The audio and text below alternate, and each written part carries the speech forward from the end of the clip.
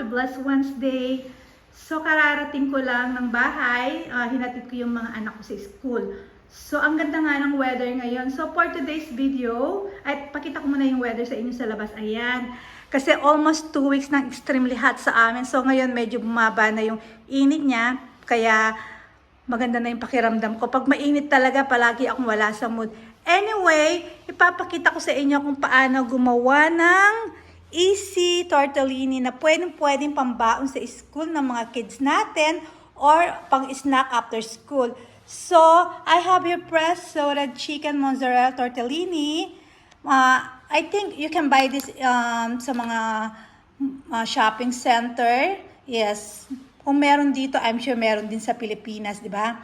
So, extra cheese, any cheese pwede.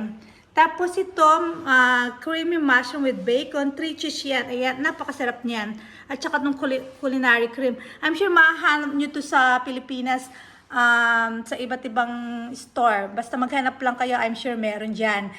Kahit ibang brand, pwede rin. Ayan siya. Ayan. Para may idea kayo. Ayan.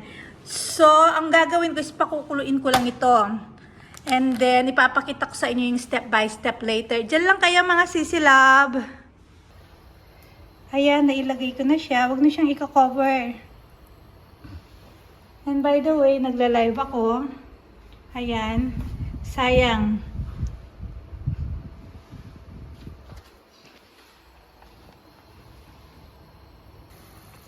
So, ayan na siya, mga sisilabs. Madali lang lumambot tong tortellini na to. Huwag nyo masyadong pakalambot kasi lalagyan nyo pa siya ng sauce mamaya. So, i-drain ko na siya ngayon.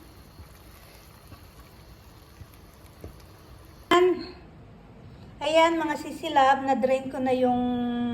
Ay, naku, ang usok pa. Itong tortellini natin. Mag-start na tayo dun sa mga sauce nila.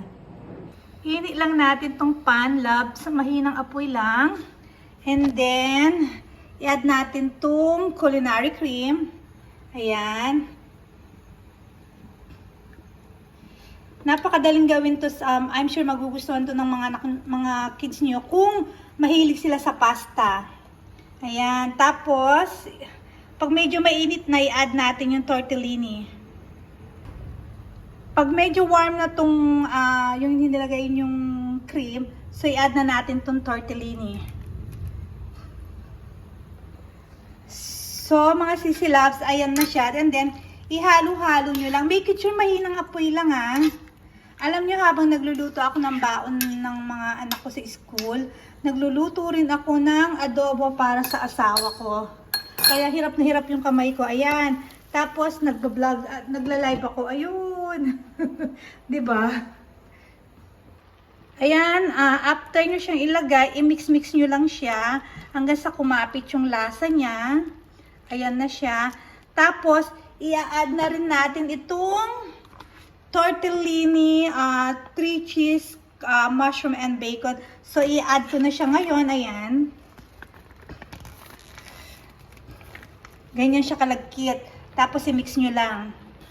So, ayan na siya mga sisilab. Nahalo ko na yung cream at saka yung isa pang cheese. Ayan. Yung isa pang cream.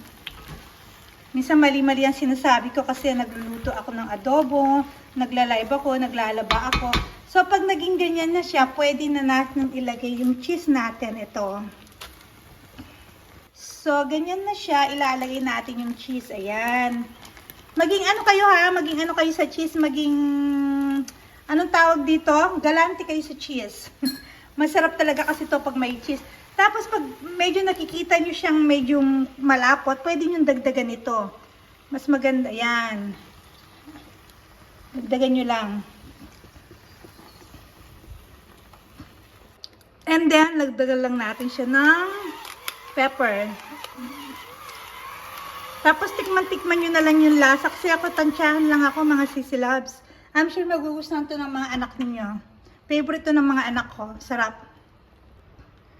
So, mga sisilab, eto siya. Tapos na siya. So, pag kinuha nyo siya, ganyan. So, yung cheese niya, ayan, di ba? Ayan yung cheese niya. O, di ba? Kaya kadang galante kayo sa cheese. Ang sarap niya talaga.